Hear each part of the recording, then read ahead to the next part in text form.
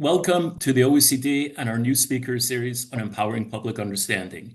My name is John Blondell, the head of the OECD's Budgeting and Public Management Division, and I will be acting as the moderator for this event, which is being recorded. It is a very special pleasure to welcome today's speaker, Warren Krafchik. Warren is a globally recognized leader in the field of fiscal transparency and accountability. As the founding executive director of the International Budget Partnership, he has spent over 3 decades working to make public finances more open, more inclusive, and more responsive. His career has been defined by a commitment to strengthening the role of civil society in the budget process and by building coalitions that connect citizens, governments, and oversight institutions. Warren has helped shape major global initiatives, such as the Open Government Partnership and the Global Initiative for Fiscal Transparency, and continues to lead work on strengthening fiscal ecosystems through collaborative reforms.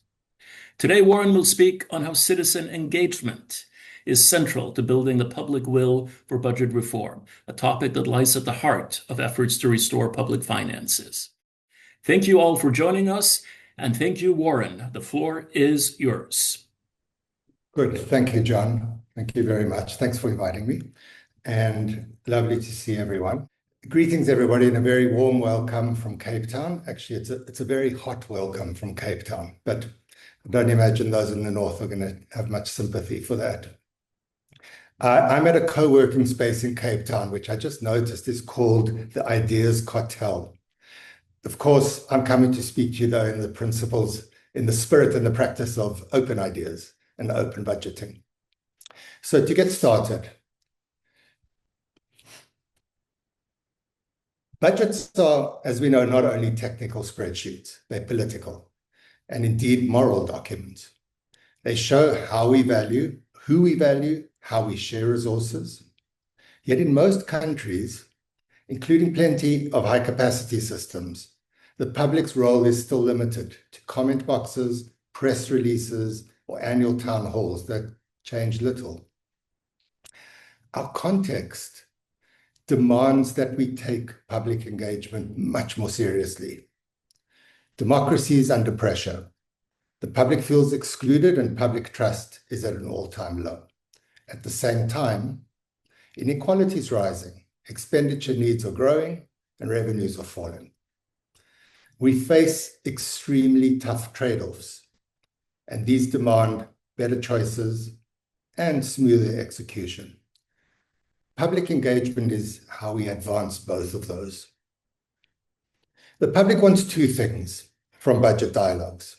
They want to be seen and heard and respected as active citizens, and they also want to influence policies and implementation.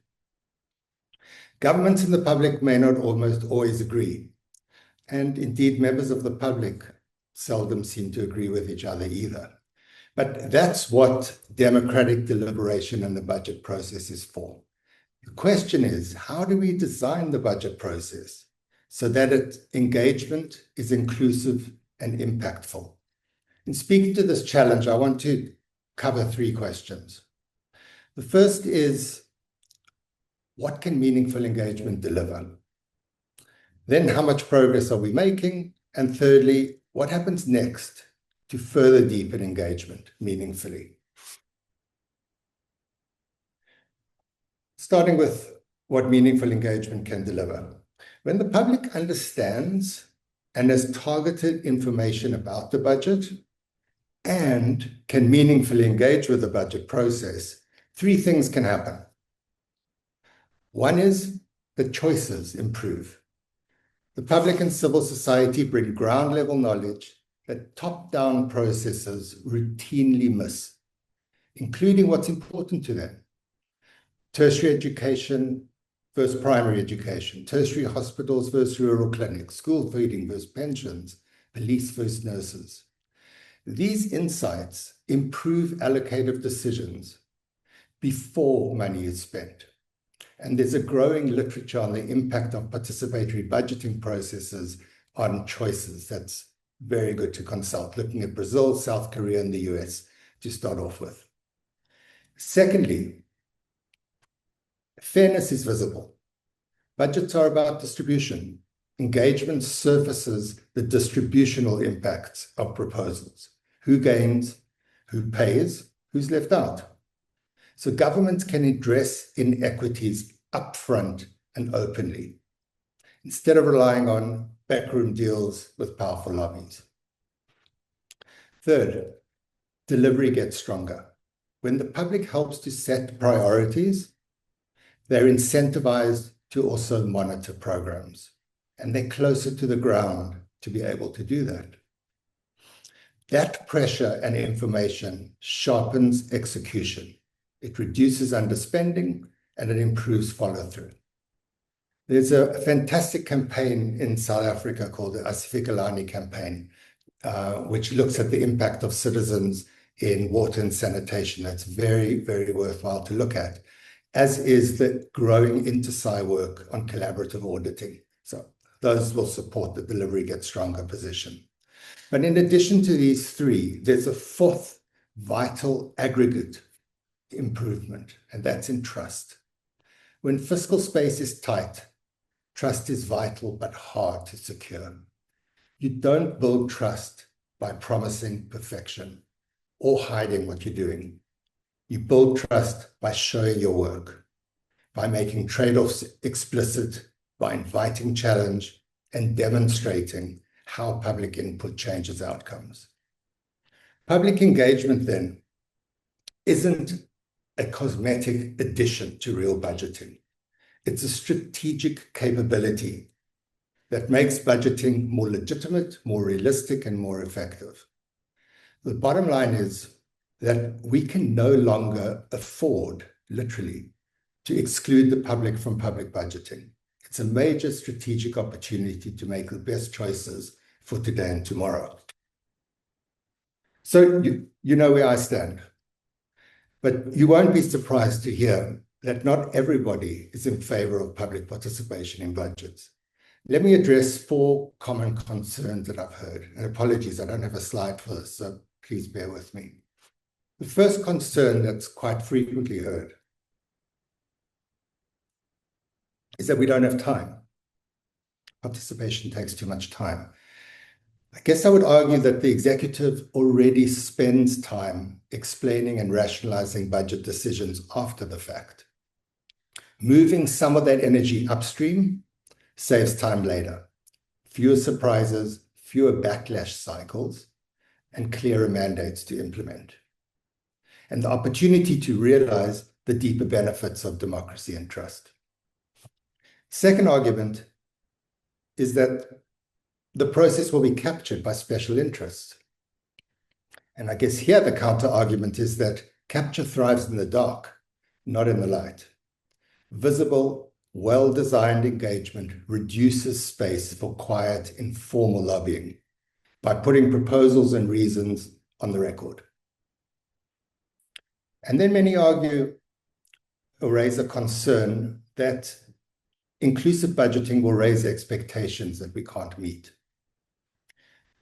Engagement, on the other hand, allows expectations to be managed early by being specific about scope and about explaining decisions.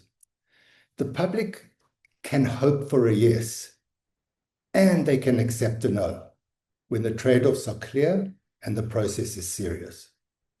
Evidence shows that open budgeting supports better budget and debt management, not overspending. And then finally, an argument that's been made since the first days of participatory budgeting is that public participation undermines the role of Parliament. I think public engagement can complement and strengthen scrutiny, especially when analytical capacity in Parliament is limited. Parliament's role is also strongest during the budget approval phase, while the public can engage at multiple times throughout the process. When needed, the public can also push Parliament to do better. It's not unheard of that political dynamics can also work against the public interest at times. I'm not trying to dismiss these concerns. I'm arguing that the benefits are very significant and the concerns can mostly be managed through careful design. So to come to the second question, how much progress are we making? The short answer is we're definitely making progress, but it's very patchy and we have a lot of work to do. One indicator of progress, an important one, is that the standard setters, the IMF, the World Bank, the OECD, all endorse public participation. The second indicator that's related is that we have an increasing number of principles and I guess practices to guide engagement. A few organizations have started to set these out. None are perfect. They'll be refined over time. The one I'm closest to is the 10 principles proposed by the Global Initiative for Fiscal Transparency, GIFT, that John mentioned earlier. I think they do a really good job, together with the others, of thinking through inclusion by setting expectations and context clearly, by promoting accessibility of data formats and mechanisms, through proactive outreach to excluded communities, through respect for self-expression, that's often forgotten, by facilitating debate to enable complete understanding of options, and the principle of providing timely opportunities while options are still open. In addition to the standards and the principles, we've also made progress on the preconditions for participation. Many countries, including OECD countries, have increased budget transparency dramatically. There are more portals, data sets, better documentation than a decade ago. Of course, key gaps remain. Many of those are of interest to citizens. Data, for example, on beneficial ownership, procurement, subnational government, public services, and risk. But the gains are enormous. Also, civil society understanding and analytical capacity is the second precondition for participation, where there's been a lot of progress. In all OECD countries and a much wider group of countries, there are multiple diverse, technically capable civil society organizations looking to engage. There's a far way to go in building broad public understanding, the kind of understanding that the background documents from the OECD talk about, especially in the excluded communities, but we're in a very different place. So the problem is that formal engagement opportunities lag transparency and understanding in most countries in the world. To take one source, according to the latest Open Budget Survey for 2023, the average score for public participation in the 22 OECD countries covered in the survey is just 25 out of 100. And only 3 OECD countries score above 50 out of 100. South Korea at 65, New Zealand at 55, and United Kingdom at 54. The limitations on participation do not only stem from the executive branch. Supreme audit institutions and parliaments are also constrained in the meaningful opportunities they provide for public engagement. SAIs are actively reaching out to the public, but face independence and resource challenges that undermine these efforts, while parliaments, as we know, face many challenges to meeting their constitutional role, and that can undermine the quality of public participation opportunities they offer. I'm not going to go deeper into these issues. We can do that in question time.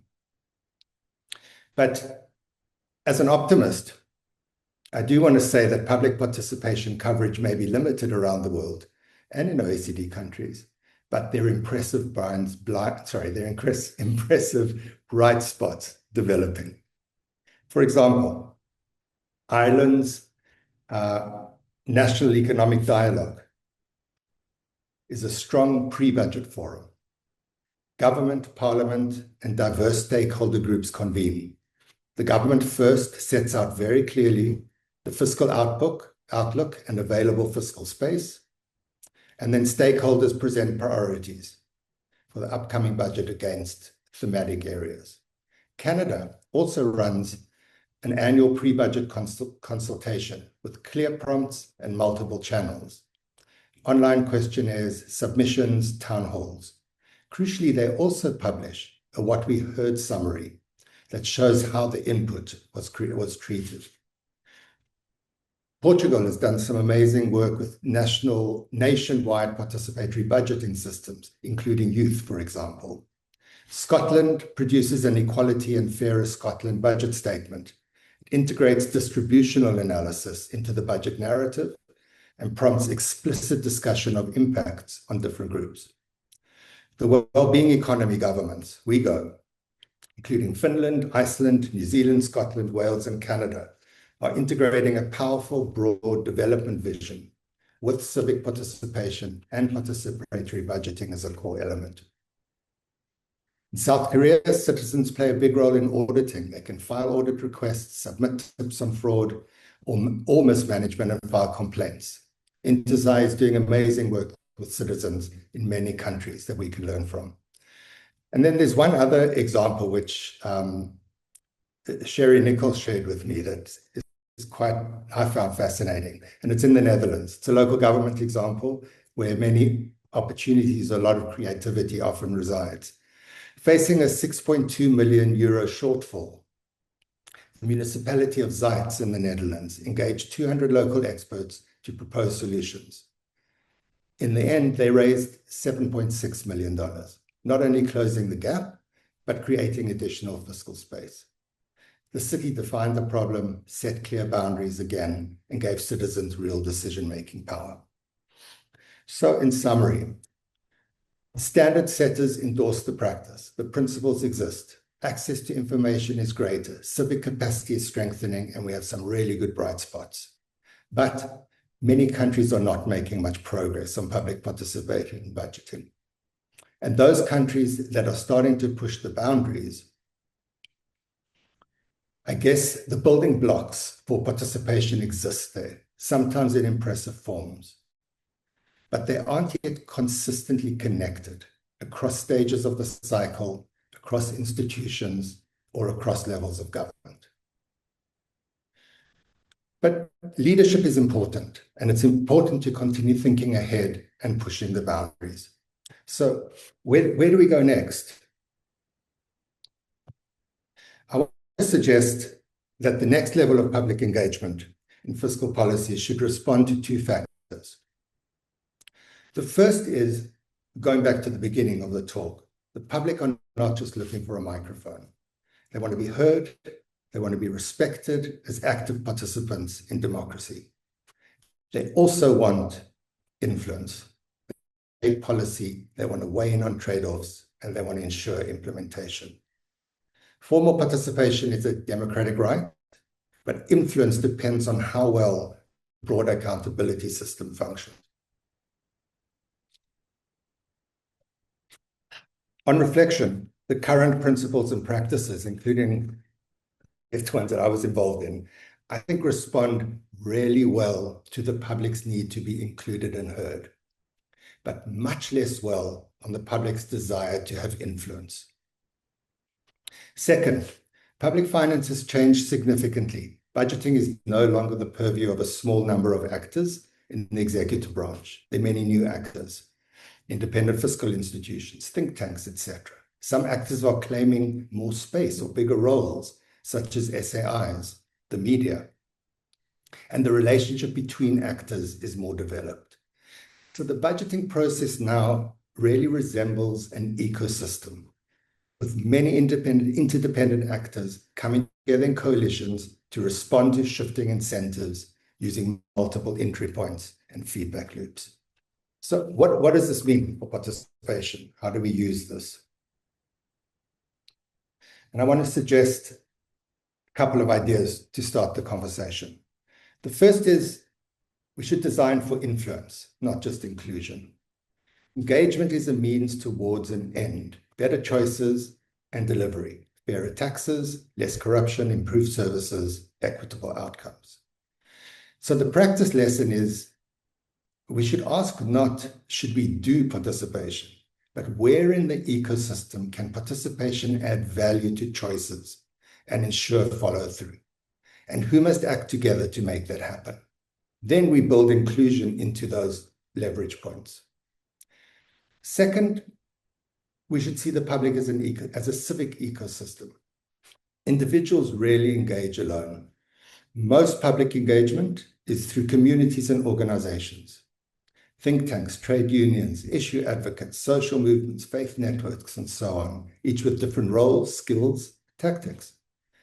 Within this plural civic ecosystem, we should be mapping channels to contributions, deliberation for values advocates, open data for analysts, hearings for watchdogs, co-design for implementers, and so on. Third, institutions matter, but so do relationships. Outcomes flow from relationships, power, and incentives, not only institutions. Influence grows when civic actors build coalitions, when they connect with allies, inside and outside government, legislatures, and audit institutions. So the practice lesson, I think, is to think very strategically as a government. What combination of actors at what moments will add value to what decisions? And strengthen these relationships so that public participation becomes a public asset that improves decisions, delivery, and trust.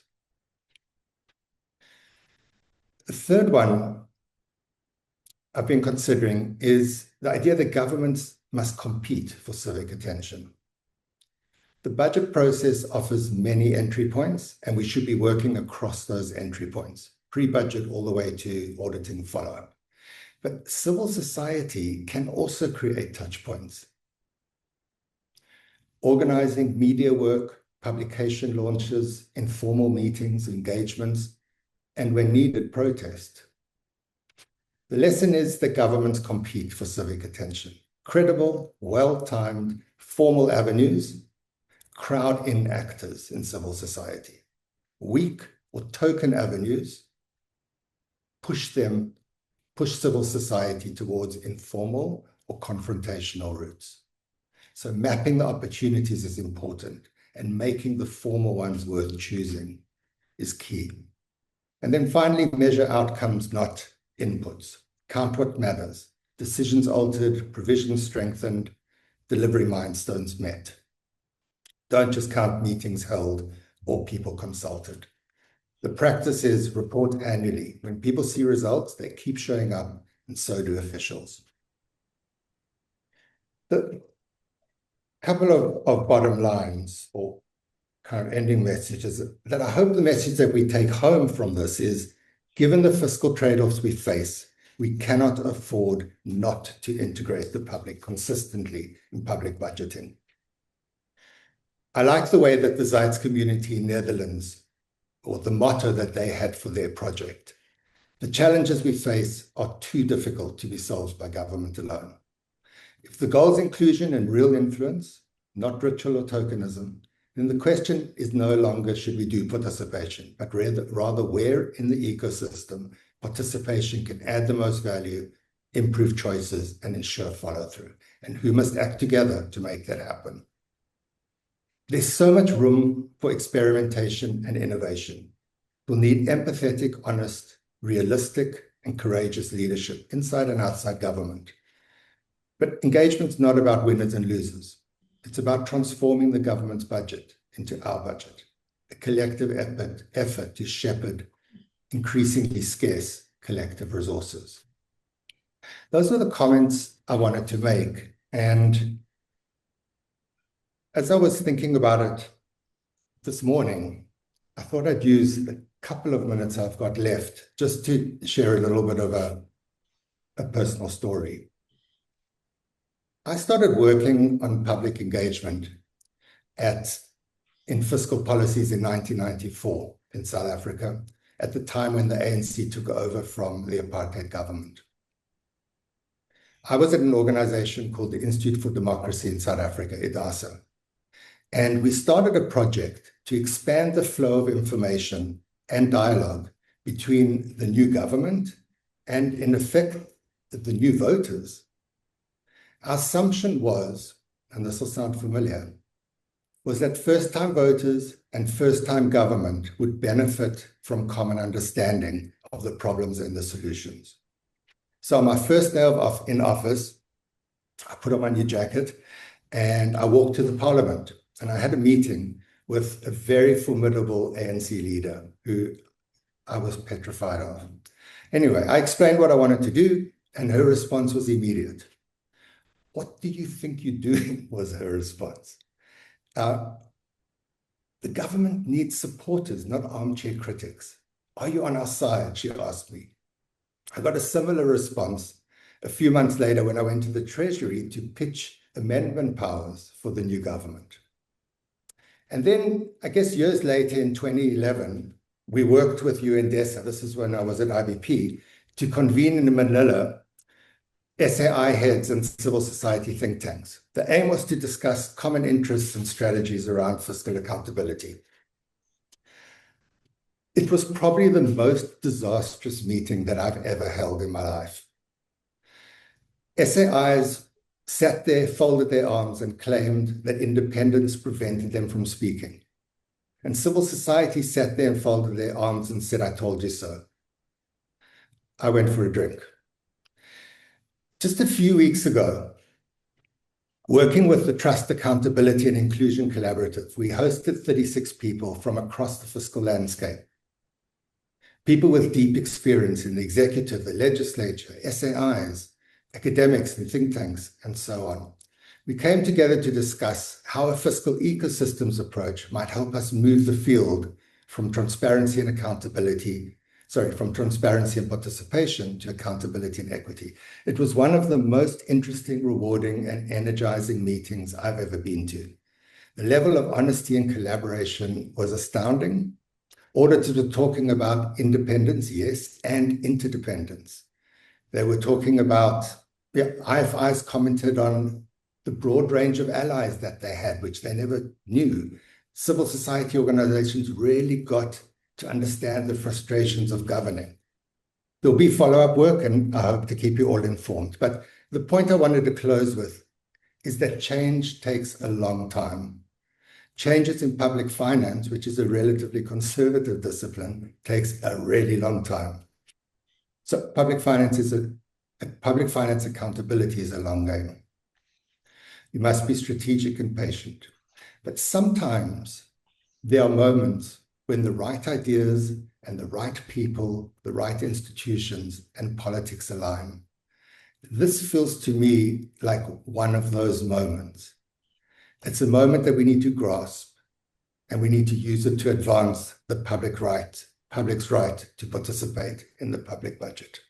We can't afford not to do that. Thanks, John, and back to you.